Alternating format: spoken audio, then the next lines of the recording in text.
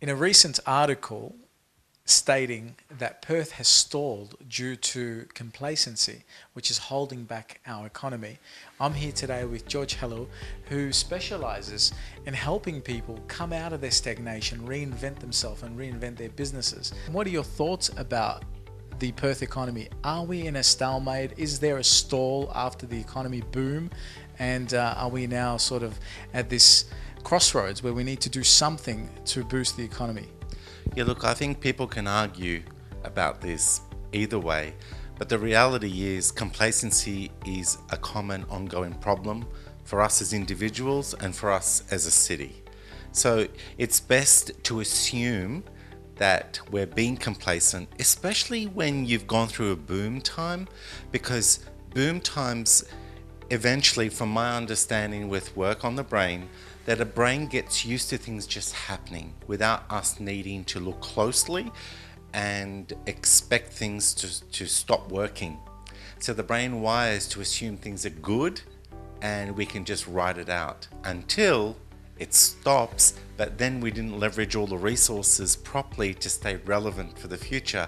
So it is something we should look at closely around what are we doing, what is our value system, and how does this boom reflect our values into the future, and therefore what do we need to do proactively with a longer vision so that when booms bust, we're adapting to do things that are relevant that will create a different type of boom.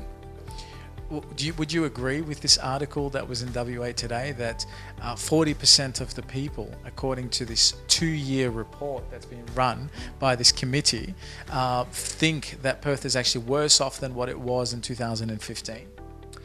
I haven't read the report, but I would lean towards a report like that having some merit, and I would be very interested in reading it and looking closely at it, because I would rather assume there are blind spots and complacency, and then find that you're wrong is a good thing, but find that you're right, that there was complacency, becomes an opportunity to do something about it. George, tell us a little bit about some of the work you do, because you're behind some great work. You're an author and you help people empower and create purpose in their business. Can you tell us a little bit about that program that you offer to business owners? Yeah, sure.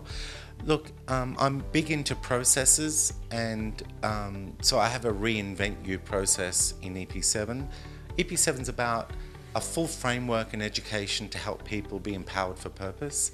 And you know, it's funny because the first step in this 8-step process is you must remove your prejudices, your assumptions, your judgments, and start to look at the data without assuming anything. And see, that is the first step to catch where you've been complacent, where you've got blind spots, and therefore identify those opportunities.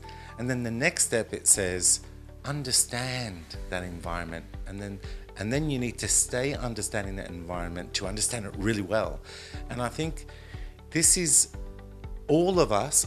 Every time someone comes to one of our workshops or coaching sessions, we always discover that there was judgment that was blinding them, and you can always see complacency as a part of the issue. So we're all grappling with complacency. The question is, the version that you're in the way you think, the way you feel, the way you're acting, that belief system driving that is based on assumptions, and those assumptions are making you notice some things, but many other things remain invisible because the brain has to be selective. Otherwise, if it has to try to process everything, it'll get overwhelmed. As always, thank you so much for your time, George. Thank you for having me, Bas. Thank you, George. I'm Bas Tadros for Undercurrent.